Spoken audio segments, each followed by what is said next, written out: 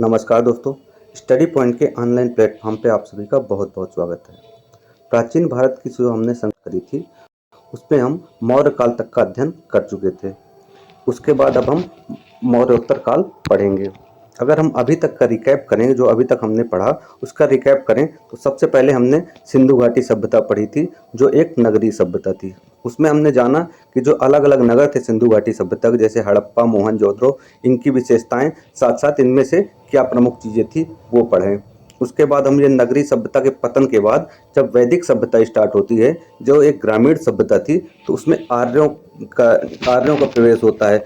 आर्य मुख्य रूप से कबीलों में रहते थे, स्थायी जीवन यापन नहीं करते थे, मुख्य व्यवसाय उनका पशुपालन था। थोड़ी थोड़ी कृषि का विकास होना स्टार्ट हुआ। आगे जब हम उत्तर वैदिक काल में आते हैं तो ये जो कबीले से लोग निकल के संगठित होने लग गए और ये जन कहलाए। यही जन से मिलकर के जनपद बना, जो कि उत्तर वैदिक काल में ही फेमस होते गए। जब ये जनपद हुए, आगे चल के हम महाजनपद पढ़ा, जिसमें से जनपद संगठित होने लग गए और ये संगठित होकर के महाजनपद कहलाए, जो कि हमने 16 महाजनपदों का अध्ययन किया। अब इन 16 महाजनपदों में से जो सबसे प्रमुख महाजनपद था मगध। हमने देखा मगध जो सबसे प्रमुख महाजनपद था, ये इसको भी हमने इसी में डिटेल में पढ़ा। अब ये मगध जनपद के जो 4 वंश थे, तो हमने इन चारों वंशों को भी डिटेल में पढ़ा। इसके बाद जो अखिल भारतीय एक साम्राज्य का विकास होता है मौर्य वंश का, वहाँ तक का हमने अध्ययन कर लिया, जिसमें हमने अलग अलग चंद्रगुप्त मौर्य, बिंदुसार और अशोक का भी अध्ययन किया। फिर अशोक के बाद हमने देखा जो परवर्ती मौर्य शासक थे, जिसमें से दशरथ थे, और ये जो सबसे लास्ट में आखिर में आते आते बृहदत्त तक में, ये बहुत कमज़ोर हो जाता है, जिससे यहाँ पे क्या होता है, मौर्य काल का पतन होता है पूर्ण रूप से। और इसी परिप्रेक्ष्य में ब्राह्मण वंश कुछ स्टार्ट होते हैं, जो भारत में छोटे छोटे ब्राह्मण वंश स्टार्ट होते हैं, जिनका अध्ययन हम मौर्योत्तर काल के साथ करेंगे। साथ साथ जब ये वंश जो एक महासाम्राज्य था मगध का, जब इतना बड़ा साम्राज्य का पतन होता है, तो जो विदेशी आक्रांता थे उन्होंने भी यहाँ आक्रमण किया। तो हम कुछ विदेशी शासक हैं, उनका अध्ययन भी इसी मौर्योत्तर काल के तहत करेंगे। तो चलिए स्टार्ट करते हैं। तो सबसे पहले हम देखेंगे जो मौर्योत्तर काल के बारे में जानकारी मिलती है वह कहाँ से मिलती है। तो इसके कुछ स्रोत हैं, जैसे हमने मौर्य काल में पहले स्रोत पढ़े कि उनकी जानकारी कहाँ से मिलती है, सेम इसी क्रम में हम लगभग जितना भी प्राचीन भारत पढ़ेंगे तो सबसे पहले हम समझेंगे कि उसके बारे में पढ़ने की जानकारी आखिर मिलती कहाँ से। एक बार जब हम स्रोत समझ लेंगे तो उस चैप्टर को समझना, याद रखना भी आसान हो जाता है। साथ साथ कई बार इन स्रोत से डायरेक्ट क्वेश्चन भी पूछे जा रहे हैं। और आपको अगर यहाँ के साहित्य याद रहेंगे कि इसमें कौन से साहित्य कौन से काल के हैं, तो कई बार एग्जाम में जब मैचिंग में शासक के नाम आते हैं तब आप उनसे कनेक्ट करके उस क्वेश्चन को सही कर सकते हैं। चलिए सबसे पहले जानते हैं इसमें स्रोत कौन सा। सबसे पहला जो स्रोत है साहित्यिक स्रोत, इसमें से सबसे पहला आता है भारतीय ग्रंथ, जिसमें से पुराण है, जो शुंग वंश, कर्ण वंश और अन्य राजवंशों की जानकारी पुराणों से मिलती है। जो महावंश और दीपवंश हैं, जो श्रीलंका के बौद्ध ग्रंथ हैं, इनसे भी मौर्योत्तर काल की जानकारी मिलती है। बौद्ध ग्रंथ है एक मिलिंद पन्हो, ये किसका है, मिनांडर का है, जिसमें नागसेन का संवाद होता है। और इसी के बाद जो मिनांडर था, तो जब इसमें जो वाद विवाद होता है उसके बाद ही ये बौद्ध धर्म ग्रहण करता है, जो कि एक विदेशी आक्रांता था, उसके बाद इसने बौद्ध धर्म ग्रहण किया। तो ये मिलिंद पन्हो में इसकी जानकारी मिलती है। अगला है जैन ग्रंथ, जिसमें जैन राजाओं और समाज की जानकारी मिलती है, उसमें भी मौर्योत्तर काल का वर्णन किया गया है। अगले हैं महाभाष्य है पतंजलि का, जो कि पुष्यमित्र शुंग के काल में थे। पुष्यमित्र शुंग, जब अभी हम शुंग वंश पढ़ेंगे तो उसमें देखेंगे पुष्यमित्र शुंग के दरबार में ही पतंजलि रहते थे, तो उनका एक ग्रंथ है महाभाष्य, इसमें भी मौर्योत्तर काल की जानकारी मिलती है। इसके साथ साथ कालिदास का एक ग्रंथ है मालकाग्निमित्रम, जिसमें अग्निमित्र और मालविका की कहानी है, ये कौटिल्य के ग्रंथ में मिलती है। और साथ साथ एक अयोध्या का जो धनदेव का अयोध्या अभिलेख है, इसमें भी हमें जानकारी मिलती है। तो ये प्रमुख भारतीय ग्रंथ हैं जिनसे हमें मौर्योत्तर काल की जानकारी मिलती है। अगर इसमें से याद रखना है कौन सा, तो एक ये महाभाष्य याद रखिएगा कि पतंजलि का महाभाष्य, ये इंपॉर्टेंट है। साथ ही मालकाग्निमित्रम है, ये कौटिल्य की कृति है, ये याद रखना है। अयोध्या अभिलेख याद रखना है कि धनदेव का है। साथ ही ये मिलिंद पन्हो, ये 4-5 जो प्रमुख ग्रंथ हैं ये आप याद रखिएगा। अब देखते हैं विदेशी ग्रंथ कौन कौन से हैं। तो जो इसमें से कुछ विदेशी लेखक हुए हैं, जैसे स्ट्रोबो, प्लूटार्क, एरियन, साथ ही द हिस्ट्रीज करके एक बुक है हेरोडोटस की जो इम्पोर्टेंट है, साथ ही प्लिनी की द हिस्ट्री करके बुक है, ये इम्पोर्टेंट है। साथ साथ इसमें ज्योग्राफी का बुक है, उसमें भी कुछ मौर्योत्तर काल की जानकारी मिलती है। अब हम अभिलेखी स्रोत देखें तो अभिलेखी स्रोतों में पत्थर, तांबा या स्तंभों पर जो लेख लिखे गए हैं वही अभिलेखी स्रोत कहलाते हैं। तो सबसे पहला इंपॉर्टेंट है हाथी गुम्फा अभिलेख, ये याद रखिएगा किसका है, खारवेल का, जो कि कलिंग का शासक था। एक है नाना घाट अभिलेख जो नागनिका का था, ये सातवाहन से संबंधित है, सातवाहन। अगला है नासिक अभिलेख जो कि वशिष्ठिपुत्र पुलवामी का था, यह भी सातवाहन वंश से संबंधित है। एक है जूनागढ़ अभिलेख जो कि संस्कृत का प्रथम अभिलेख है, ये याद रखिएगा, इंपॉर्टेंट है, संस्कृत का प्रथम अभिलेख है। ये किसका है, जो कि रुद्रदामन का था, रुद्रदामन, ये शक शासक था। तो इतना आप याद रखिएगा कि ये मोस्टली इंपॉर्टेंट है। नानाघाट अभिलेख नागनिका का, नासिक अभिलेख पुलवामी का, जूनागढ़ अभिलेख जो है रुद्रदामन का जो कि संस्कृत में लिखा हुआ पहला ग्रंथ था, हाथी गुम्फा अभिलेख खारवेल का। साथ साथ कुछ कुषाण और शक शासकों के अभिलेख भी थे जिनसे अभिलेखी स्रोत मिलता है और मौर्योत्तर काल की जानकारी मिलती है। अगर हम पुरातात्विक स्रोतों की बात करें जिसमें से सबसे प्रमुख है सिक्के, जो कि इंडो ग्रीक के सिक्के थे। शकों ने जो सिक्के चलाए, पहलव और कुषाण वंश ही पहला वंश था जिसने भारत में सबसे पहले सोने के सिक्के चलाए, तो सर्वाधिक मात्रा में चलाए। सबसे पहले तो सोने के सिक्के जो इंडो ग्रीक में ही प्रचलित हो चुके थे, जिसमें से सबसे ज़्यादा सोने के सिक्के जो शुद्ध रूप से चलाए तो कुषाणों ने चलाए। ठीक है, तो ये याद रखिएगा। इसमें से राजा की तस्वीर, भाषा, व्यापार की जानकारी इन्हीं सिक्कों में मिलती थी। अगला है मूर्ति और कला, जिसमें से अब सबसे जो विकसित होती है गंधार मूर्ति कला और मथुरा कला। गंधार कला है जिसका विकास होता है तो इंडो ग्रीक में होता है, लेकिन सबसे ज़्यादा ये जो प्रचलित होती है तो ये आकर के कुषाण वंश में होती है, और मथुरा कला पूर्ण रूप से कुषाण वंश में ही विकसित होती है। तो इसको हम अभी डिटेल में पढ़ेंगे इसी वीडियो में, गंधार कला और मथुरा कला, क्योंकि यहाँ से क्वेश्चन बनते हैं। साथ साथ बौद्ध स्तूप और बिहार भी हैं कुछ जिनसे मौर्योत्तर काल की जानकारी मिलती है, तथा इसके साथ साथ कुछ उत्खनन स्थल भी थे जिसमें से तक्षशिला, पाटलिपुत्र, मथुरा आदि स्थानों से कुछ अवशेष मिले हैं जो मौर्योत्तरकालीन प्रतीत होते हैं। तो इस प्रकार हमने जितने भी यहाँ के स्रोत थे तो हमने साहित्यिक जाना, पुरातात्विक जाना, विदेशी लेखकों के बारे में स्रोत जाना। इस प्रकार इस सारे स्रोतों से हमें मौर्योत्तरकालीन जानकारी मिलती है। अब हम मौर्योत्तरकालीन भारतीय राजवंशों के बारे में पढ़ेंगे। तो दरअसल जो मौर्य साम्राज्य की एक विशाल साम्राज्य भी था, उसके पतन के बाद भारत में छोटे छोटे कई राजवंशों का जन्म होता है, यानी छोटे छोटे कई राजवंश उदित होते हैं। साथ साथ उत्तर पश्चिम क्षेत्र में कुछ विदेशी आक्रांतों या विदेशी राजवंशों ने भी आक्रमण किया तथा उत्तर पश्चिम भारत में धीरे धीरे स्थापित होने लग गए, जिसमें से शक थे, कुषाण थे, पहलव थे। तो इनको भी हम इसी वीडियो में पढ़ेंगे। तो एक एक करके चलिए हम स्टार्ट करते हैं। सबसे पहला जो वंश था शुंग वंश, यह एक ब्राह्मण वंश था। 185 ईसा पूर्व से लेकर के 73 ईसा पूर्व तक का काल शुंग वंश का कहलाता है। इसके संस्थापक पुष्यमित्र शुंग थे, इनकी राजधानी पाटलिपुत्र थी। पुष्यमित्र शुंग के बारे में बौद्ध भिक्षुओं का आरोप है कि बौद्ध विध्वंसक है, जिसमें से बौद्ध भिक्षुओं की इसने हत्या करी। साथ साथ जो बौद्ध विहार थे उनको नष्ट करने का आरोप है। हालांकि क्या है कि जो भरहुत स्तूप है, भरहुत स्तूप सतना में, इसका निर्माण करने का श्रेय भी इसी को जाता है। साथ साथ सांची स्तूप में जो रेलिंग्स लगी हैं उसको भी यही बनवाता है, जो एक कॉन्ट्राडिक्टरी है कि अगर ये विध्वंसक था तो फिर इसने स्तूपों का निर्माण क्यों करवाया। ठीक, साथ साथ इससे रिलेटेड एक और फैक्ट है कि पतंजलि जो थे, पतंजलि इसके राजकवि थे, यानी इसके दरबार में पतंजलि रहते थे।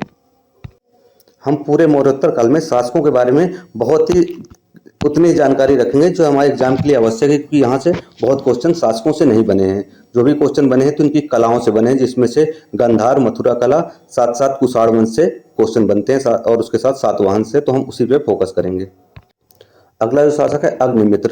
तो अग्निमित्र के बारे में जो कालिदास की मालकाग्निमित्रम है, मालकाग्निमित्रम, उसमें वर्णन किया गया है। मलाविका और अग्निमित्र की प्रेम कथा का संकलन मलकाग्निमित्रम कालिदास की इसमें किया गया है। बस इससे इतना याद रखना है। ठीक, अब देखते हैं इनकी उपलब्धियां क्या हैं। शुंग वंश की तो वैदिक ब्राह्मण धर्म का पुनरुत्थान होता है, जो कि उत्तरवर्ती मौर्य में आते आते, क्योंकि मौर्य का अंत होता है उस समय आते आते कहीं बौद्ध धर्म का बोलबाला हो गया था, तो इसका पुनरुत्थान वापस से वैष्णव धर्म का होता है। अश्वमेध यज्ञ करवाते हैं, विदिशा और पाटलिपुत्र कला का विकास होता है, साथ ही इन्होंने बौद्धों के प्रति कठोर नीति अपनाई। अगला राजवंश है कर्णवंश, जो कि ये भी एक ब्राह्मण वंश था। 73 ईसा पूर्व से लेकर 30 ईसा पूर्व तक का काल रहता है। वासुदेव कर्ण थे जो संस्थापक थे। अंतिम सुंग शासक की हत्या करते हैं। तो अंतिम सुंग राजा की हत्या करके वासुदेव ने कर्णवंश की स्थापना करी। इसकी राजधानी भी पाटलिपुत्र होती है। शासन इनका छोटा और कमजोर होता है, क्योंकि विदेशी आक्रमण लगातार होने लग जाते हैं, क्योंकि एक शून्यता की स्थिति रहती है। इसके बाद ही विदेशी वंशों का प्रभुत्व बढ़ता है भारत में। अगला इंपॉर्टेंट वंश है सातवाहन वंश। इसके बारे में कुछ इन्फॉर्मेशन हम देखेंगे, क्योंकि ये एग्जाम में यहाँ से क्वेश्चन बनते हैं, जो कि दक्षिण भारत का एकमात्र वंश था मौर्योत्तर काल में। तो इसके संस्थापक थे सिमुक। राजधानी इनकी प्रतिष्ठान या पैठन थी, जो कि महाराष्ट्र में थी। अब इसके प्रमुख शासकों को देखते हैं। एक तो सबसे प्रमुख थे सातकर्णी प्रथम। सातकर्णी प्रथम, इसके बारे में हम देखें अभी पीछे जो नागनिका का नाना घाट अभिलेख है, नागनिका का नाना घाट अभिलेख है, इसमें इसका वर्णन किया गया है सातकर्णी प्रथम के बारे में। दूसरे जो महान शासक हैं गौतमीपुत्र सातकर्णी, इसके बारे में जो नासिक अभिलेख है इसमें वर्णन मिलता है। नासिक अभिलेख में इसके बारे में वर्णन मिलता है। इसे अद्वितीय ब्राह्मण भी कहते हैं। अद्वितीय ब्राह्मण मतलब इसके समान कोई दूसरा ब्राह्मण पैदा नहीं किया, अद्वितीय ब्राह्मण बोलते हैं। साथ ही एक कथा के अनुसार ये है कि इसके घोड़ों ने 3 समुद्रों का पानी पिया हुआ था। एक शक शासक थे नहपान इनको पराजित करते हैं। साथ ही कुछ बौद्ध भिक्षुओं को दान भी देते हैं जमीन, इसका भी वर्णन होता है। तो 3-4 पॉइंट याद रखना कि नासिक अभिलेख में जो कि बलश्री का है उसमें इनका वर्णन है। अद्वितीय ब्राह्मण कहा जाता है। शक शासक नहपान को हराया, साथ साथ इसके घोड़ों ने 7 समुद्रों का पानी पिया, ऐसा उल्लेख है। साथ साथ बौद्ध भिक्षुओं को जमीनें दान दिए जाते थे, इसका उल्लेख भी मिलता है। अगला शासक है वशिष्ठिपुत्र पुलवामी।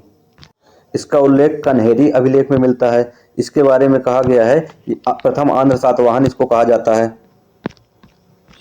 साथ साथ इसने दक्षिणापथेश्वर की उपाधि धारण करी। तो ये उपाधि इसकी याद रखना कि दक्षिणापथेश्वर की उपाधि धारण करने। सातवाहन की उपलब्धियां देखते हैं तो शक और विदेशी क्षत्रपों को हराते हैं। प्राकृत भाषा का विकास यहीं से होता है। समुद्री व्यापार को बढ़ावा मिलता है। साथ ही अमरावती और नागार्जुन कोंडा कला का विकास होता है। साथ ही सातवाहनों को शीशे के सिक्के चलाने का भी श्रेय जाता है। कि शीशे के सिक्के जो भारत में चलाने का श्रेय जाता है तो सातवाहनों को ही जाता है। साथ ही इन्होंने स्वर्ण सिक्कों को नहीं चलाया। इन्होंने चांदी, शीशे और तांबे के सिक्के चलाए, स्वर्ण सिक्कों को ये नहीं चलाते हैं। अगला छोटा सा वंश है चेदी या महामेघवाहन वंश, जो कि कलिंग पे था। प्रसिद्ध राजा यहाँ के थे चेदी वंश के, खारवेल थे। हाथी गुम्फा अभिलेख में इनके बारे में वर्णन किया गया है। जैन धर्म के संरक्षक थे, दक्षिण और उत्तर भारत का अभियान किया। तो इतनी चीजें ही याद रखना है खारवेल के बारे में। मोस्टली इसका हाथी गुम्फा अभिलेख के बारे में क्वेश्चन बनते हैं, तो हम इनके बारे में सिर्फ उतनी जानकारी रख रहे हैं जो हमारे एग्जाम के लिए आवश्यक होती है। अब हम देखते हैं विदेशी वंश कौन कौन से थे। तो सबसे पहला जो विदेशी वंश था जिसने भारत पर आक्रमण किया मौर्योत्तर काल में, तो इंडो ग्रीक यानी यवन था। तो सिकंदर के बाद भारत आए यूनानी शासक थे। कौन? Indo Greek. प्रमुख जो इनके संस्थापक थे भारत में, तो डेमेट्रियस प्रथम थे, जो कि इनके प्रमुख शासक भी थे। दूसरा मिनांडर, जिसके बारे में हम पढ़ेंगे क्योंकि ये इंपॉर्टेंट है, यहाँ से 1-2 क्वेश्चन बनते हैं। एक तो इन्होंने बौद्ध धर्म ग्रहण किया था। बौद्ध धर्म, क्योंकि इनका जो संवाद होता है नागसेन से संवाद होता है। उसके बाद इनका जो पूरा का पूरा संवाद है तो ये मिलिंदपन्हो, जो कि नागसेन की ही कृति है, इसमें वर्णन किया गया है। तो ये याद रखिए जो मिलिंदपन्हो नागसेन की कृति है, जिसमें से मिनांडर और नागसेन के बीच का संवाद होता है। और उसके बाद ही ये जो मिनांडर था इसने बौद्ध धर्म ग्रहण किया था। साथ ही इन्होंने सोने के सिक्के चलाए, जो कि भारत में सर्वप्रथम सोने के सिक्के चलाने का श्रेय भी इंडो ग्रीक यानी हिंद यवन को ही जाता है। राजत्व का दैवी सिद्धांत भी इन यूनानियों से ही मिलता है। साथ साथ जो ज्योतिष कला थी वो भी हम यूनानियों से ही सीखते हैं। उसी के साथ गंधार कला का विकास भी यहीं पे होता है, जो कि मुख्य रूप से चरम पे कब आती है? कुषाण काल में। ठीक है, तो ये 3-4 पॉइंट आप इंडो ग्रीक से याद रखिएगा। अगला है शक शासक। तो शक मोस्टली जो मध्य एशिया की जनजाति थी, जो कि 5 भागों में विभाजित थी, और इन पांचों ने अलग अलग समय पे भारत पे बसने की कोशिश किया, जिसमें से जो प्रमुख शासक थे रुद्रदामन प्रथम थे, जिनके बारे में जूनागढ़ अभिलेख में वर्णन मिलता है। ये जूनागढ़ अभिलेख प्रथम अभिलेख है संस्कृत भाषा में। संस्कृत का प्रथम अभिलेख है कौन सा? जूनागढ़ अभिलेख, जो कि रुद्रदामन प्रथम का है। साथ ही इसको जो एक झील थी सुदर्शन झील, जो चंद्रगुप्त मौर्य के समय बनी थी, सुदर्शन झील, इसको जीर्णोद्धार करने का इसी को श्रेय जाता है, तो ये याद रखिएगा। इन्होंने शक छत्र प्रणाली का भी वर्णन किया। साथ ही इन्होंने पश्चिम भारत, गुजरात और मालवा में शासन किया, संस्कृत भाषा का प्रयोग किया। ये इतना ही इम्पोर्टेंट है इनके बारे में। तीसरा है पहलव वंश, जो कि ईरान या पारसिया से आए थे। प्रमुख शासक गोंडो फर्नेस थे, उत्तर पश्चिम भारत में शासन करते हैं। प्रमुख योगदान क्या था इनका? व्यापार को बढ़ावा देते हैं, साथ साथ रोमन और भारतीय व्यापार संपर्क को बढ़ाते हैं। मोस्टली आप इनका क्रम याद रखिएगा। जैसे हमने वहां पढ़ा भारतीय राजवंशों में, तो सबसे पहले कौन से थे? शुंग वंश, शुंग, कण्व, फिर सातवाहन, लास्ट में चेदी। तो ये क्रम पूछता है मोस्टली एग्जाम में, तो ये क्रम आप याद रखिएगा। इसी तरह इस पे भी हम सबसे पहले आएंगे इंडो ग्रीक, फिर शक आएंगे, फिर पहलव आएंगे और फिर कुषाण आएंगे। ये क्रम इसमें भी याद रखना है। मोस्टली ये क्रम से क्वेश्चन कई बार एग्जाम में पूछ चुका है, तो इस पे फोकस करिएगा आप। अगला वंश है कुषाण वंश, जो कि सबसे इम्पोर्टेंट है। ये भी मध्य एशिया से ही आए थे। प्रमुख शासक थे कुजुल कटफिसस, जो इसके संस्थापक थे। ठीक है, कुजुल कटफिसस संस्थापक थे। बिम कटफिसस के बारे में इम्पोर्टेंट है कि इसने भारत पे सबसे पहले जो सोने के सिक्के चले थे, सर्वाधिक मात्रा में जो सोने के सिक्के हैं, तो बिम कटफिसस ने चलाए। ये शैव धर्म का संरक्षक था, शैव धर्म फॉलो करता था भारत में रहने के बाद, भारत में आने के बाद। तथा इसने शिव, नंदी तथा त्रिशूल आकृति के सिक्के चलाए। इसके सिक्कों में शिव, नंदी तथा त्रिशूल आकृति का वर्णन मिलता है, इतना याद रखिएगा। तीसरा जो सबसे महान शासक है तो कौन है? कनिष्क, जिसे उत्तर भारत का महान सम्राट तथा महायान बौद्ध धर्म का संरक्षक है। तो ये याद रखिएगा कि ये बौद्ध धर्म में भी महायान बौद्ध धर्म का संरक्षक था। इसका काल कितना था? तो 127 ईस्वी से लेकर के 150 ईस्वी तक इसने शासन किया। इसने शक संवत भी चलाए 78 ईस्वी से, ये याद रखिएगा, ये बहुत इंपॉर्टेंट है। शक संवत 78 ईस्वी में इसने चलाया। कनिष्क साम्राज्य बहुत बड़ा था, यहाँ भारत, पाकिस्तान, अफगानिस्तान, मध्य एशिया तक फैला हुआ था। पेशावर रंजनी, जिसे पुरुषपुर भी बोलते थे, इसकी राजधानी थी, तथा इसकी दूसरी राजधानी मथुरा थी। यानी 2 राजधानी थी इसकी, एक पुरुषपुर, दूसरी मथुरा। धर्म और धार्मिक नीति कैसी थी? तो बौद्ध धर्म का संरक्षण करता था, क्योंकि महायान बौद्ध धर्म शाखा से जुड़ा हुआ था। इसने चतुर्थ बौद्ध संगीति का आयोजन भी कश्मीर के कुंडल वन में कराया, जिसके अध्यक्ष वसुमित्र थे तथा उपाध्यक्ष अश्वघोष थे। बौद्ध ग्रंथों को संस्कृत में इसने संकलित करवाया, ये याद रखिएगा।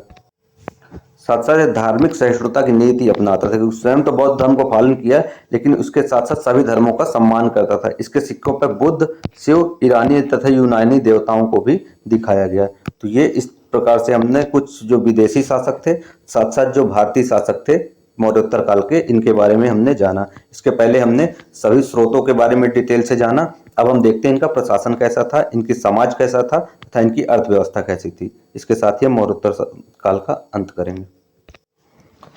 इनके प्रशासन को जब हम देखते हैं, तो प्रशासन से भी क्वेश्चन बहुत ज़्यादा एग्जाम में नहीं आते। जो मोस्टली क्वेश्चन आते हैं तो इनकी कला से, वो भी गंधार और मथुरा कला के बारे में अलग अलग क्वेश्चन बनते रहते हैं।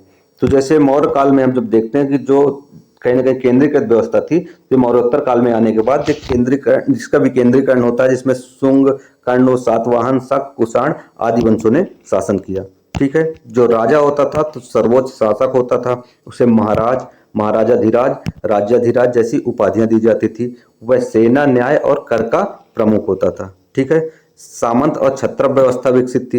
ये क्या थी? सामंत और छत्रप व्यवस्था, जिसमें सामंत राजा बड़े क्षेत्रों में सामंतों को दे देते थे, सामंत कर को वसूलते थे, अपनी सेना स्वयं की रखते थे, युद्ध में राजा की सहायता करते थे। मतलब कोई पर्टिकुलर एक क्षेत्र होता था जो अधीन तो राजा के होता था, लेकिन उसको पूर्ण स्वायत्ता दिए रहते थे। जब जरूरत पड़ती थी तब वो राजा को सहायता देते थे। इससे क्या है कि उसमें नियंत्रण भी बना रहता था, साथ साथ उसके लिए अतिरिक्त ना तो सेना की जरूरत होती थी, ना राजकोष लगता था उसके लिए। दूसरी थी छत्रप प्रणाली। तो ये शक और कुषाण दोनों वंशों में क्षत्रप तथा महाक्षत्रप नियुक्त होते थे। ये प्रांतों के गवर्नर कहलाते थे। तो ये याद रखिएगा, जो क्षत्रप थे ये प्रांतों के गवर्नर होते थे। ठीक, आगे देखते हैं प्रांतीय प्रशासन कैसा था। तो साम्राज्य को प्रांतों में बांटा गया था। प्रांतों का शासन अभी हमने देखा सामंत और क्षत्रप कहलाते करते थे, जो कि मोस्टली राजकुमार होते थे राज्य के। स्थानीय प्रशासन देखें तो ग्राम प्रशासन था, जिसका प्रमुख ग्रामीणी था। ग्राम सभा जैसी संस्थाएं थी। नगर प्रशासन था, जो नगराध्यक्ष के कंट्रोल में होता था। सत्कार अधिकारी तथा सुरक्षा अधिकारी भी नियुक्त किए जाते थे। सेना तो स्थायी सेना रखी जाती थी, लेकिन राजा द्वारा नहीं, ये सामंतों द्वारा सेनाएं रखी जाती थी। सेना के 4 भाग होते थे, पैदल भी होते थे, घुड़सवार, हाथी तथा रथ भी होते थे। जो विदेशी वंशों ने घुड़सवारी और तीरंदाजी में सुधार किया, ये याद रखिएगा। क्योंकि जितना इम्पोर्टेंट है हम उसी पे फोकस कर रहे हैं, बाकी ये तथ्य हैं जिनको एक बार एक नज़र से देख रहे हैं, क्योंकि यहाँ से क्वेश्चन बनने के बहुत कम चांसेस होते हैं और अभी तक देखा भी जाए तो क्वेश्चन बने भी नहीं है यहाँ से। यहाँ हम सामाजिक दशा देखते हैं, तो जैसे मौर्य वंश में हम देखते हैं कि समाज जो था तो उनका केंद्रीकृत था, तो इसमें उससे काफ़ी परिवर्तन आता है। जहाँ वर्ण व्यवस्था और जाति व्यवस्था का विकास और ज़्यादा, मतलब जाति व्यवस्था की तरफ जाते हैं। खासकर जो शुंग वंश आते आते धर्म की स्थिति क्या थी कि बौद्ध और जैन धर्मों का प्रभाव कुछ कम होता है, जितना मौर्य वंश में था उससे प्रभाव कम होता है, क्योंकि वैष्णव धर्म का विकास होता है। साथ साथ खारवेल शासक था जो जैन धर्म का संरक्षण करता था। ब्राह्मण धर्म का पुनरुत्थान होता है। स्त्रियों की स्थिति कैसी थी? तो स्त्रियों की स्थिति मिश्रित थी। उच्च वर्ग की जो स्त्रियां थी वो शिक्षा और कला में आगे थी, लेकिन समानता पितृसत्तात्मक ही समाज था। इनकी अर्थव्यवस्था देखें तो इनकी अर्थव्यवस्था का जो मुख्य आधार था वो कृषि ही थी। किसानों से भूमि कर लिया जाता था। सामंत और स्थानीय शासक कर वसूलते थे। सिंचाई के लिए कुएं, तालाबें और नहरें बनती थी। ठीक है, कर प्रणाली में भूमि कर था जो किसानों से लिया जाता था। व्यापार कर और चुंगी जो था व्यापारियों से लिया जाता था। बंदरगाह कर लिया जाता था समुद्री व्यापार से। जुर्माना तथा दंड और शुल्क के भी प्रावधान थे। अगला उद्योग और शिल्प है, तो प्रमुख रूप से धातु उद्योग थे। कौन कौन से? सोना, चांदी, तांबा और लोहा। वस्त्र उद्योग में कपास और रेशम का विकास हुआ था। मिट्टी के बर्तन जिसमें हथियार और आभूषण निर्माण होते थे। श्रेणी क्या थे? जो श्रेणी नामक व्यापारी होते जो कारीगर संघ के होते, तो श्रेणी क्या थे? व्यापारियों का वर्ग था। व्यापार का भी जो विकास होता तो आंतरिक व्यापार मथुरा, तक्षशिला, उज्जैनी, पाटलिपुत्र जैसे नगद व्यापार के केंद्र थे। सड़कें और बाजारों का विकास हुआ। विदेशी व्यापार देखा जाए तो रोम, मध्य एशिया, चीन और दक्षिण पूर्व से व्यापार होता था। अब हम इम्पोर्टेंट पॉइंट देखते हैं जो सबसे ज़्यादा एग्जाम में पूछा जाता है।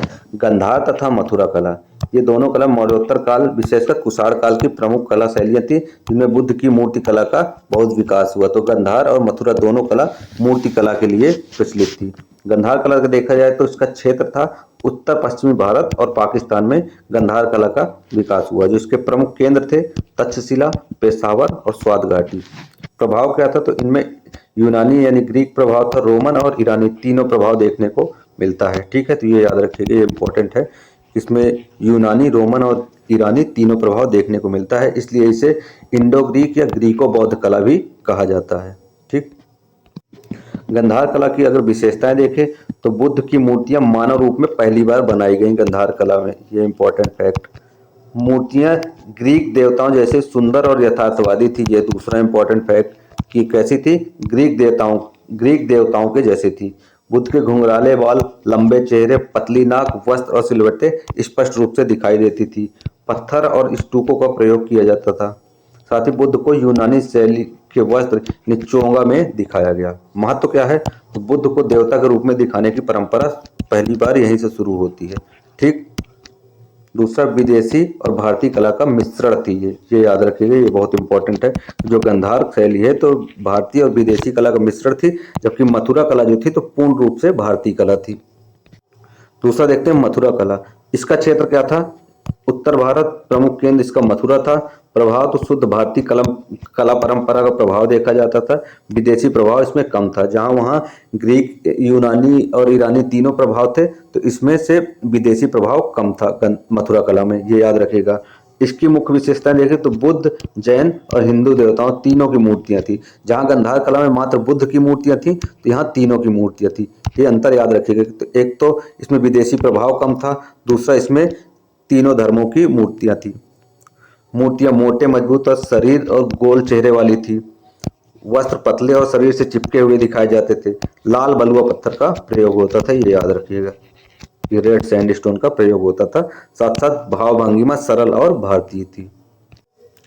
ठीक है, तो इस प्रकार हमने दोनों कलाओं में मुख्य रूप से अंतर देखा। अब इसका अगर प्रशासन को एक बार संक्षिप्त में देखते हैं तो राजा जो था सर्वोच्च प्रशासक कहलाता था। सामंत या क्षत्रप जो थे तो प्रांत और सेना के रूप में थे। ग्रामीण या नगराध्यक्ष स्थानीय प्रशासन में थे। अमल गुजार फौजदार तथा राजकोषाध्यक्ष वित्त और सेना संभालते थे। धर्माध्यक्ष वनपाल न्यायाधिकारी धर्म संपत्ति और न्याय का कार्य संभालते थे। अब हम देखते हैं मौर्यकालीन कुछ बंदरगाहें हैं जिनसे क्वेश्चन बने हैं। जैसे सबसे पहला है ताम्रलिप्ति। ये कहाँ था? पश्चिम बंगाल इन गंगा नदी के पास था ताम्रलिप्ति। पूर्वी भारत का मुख्य बंदरगाह था। रोमन और दक्षिण पूर्व एशिया के साथ व्यापार के लिए प्रसिद्ध था। मुख्य रूप से मसाले, रत्न, हाथी दांत और कपड़ा यहीं से निर्यात होता था। ताम्रलिप्ति की लोकेशन याद रखिएगा कि पश्चिम बंगाल में था और पूर्वी भारत का बंदरगाह था। दूसरा है कचेरी या कांची, जो कि दक्षिण भारत का था। महत्व क्या था इसका? महत्व क्या था कि भारतीय और दक्षिण पूर्वी एशियाई व्यापार संपर्क स्थापित होते थे यहाँ से। साथ ही समुद्री मार्ग से मसाले और कपड़ा निर्यात होते थे। तीसरा है बालेश्वर। मोस्टली लोकेशन आप याद रखिएगा। पहला हमने देखा ताम्रलिप्ति जो कि पश्चिम बंगाल में था। दूसरा कांची या कचेरी जो कि दक्षिण भारत में था। तीसरा अखीरा या बालेश्वर, ये गुजरात में था। ये मसाले, रेशम, हाथी दांत का निर्यात यहाँ से होता था। चौथा मुंबई तट जो कि महाराष्ट्र में था। सातवाहन काल में ये सक्रिय बंदरगाह था।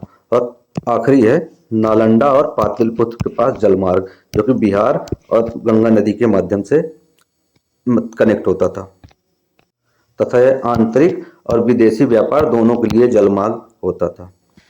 इस प्रकार हमने संपूर्ण मौर्योत्तर काल से वो चीजें समझी जो एग्जाम के लिए हमारे आवश्यक थी।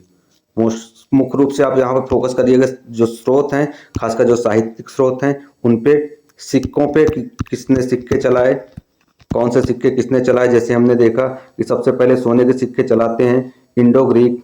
अगर सर्वाधिक सोने के सिक्के को चलाने का श्रेय है तो भीमकटपिसस को। भीमकटपिसस शैव था जिसने शिव, नंदी तथा त्रिशूल आकृति के सिक्के चलाए। अगला हम देखते हैं कि शक संवत की शुरुआत हुई कुषाण के काल में। या हमने देखा गंधार और मथुरा कला शैली हमने देखी डिटेल से जो इम्पोर्टेंट थे, तथा कुछ बंदरगाह जो प्रमुख थे इनको हमने समझा। इस प्रकार मौर्योत्तर काल समाप्त होता है। अब आगे हम गुप्त काल पढ़ेंगे विस्तार से। धन्यवाद।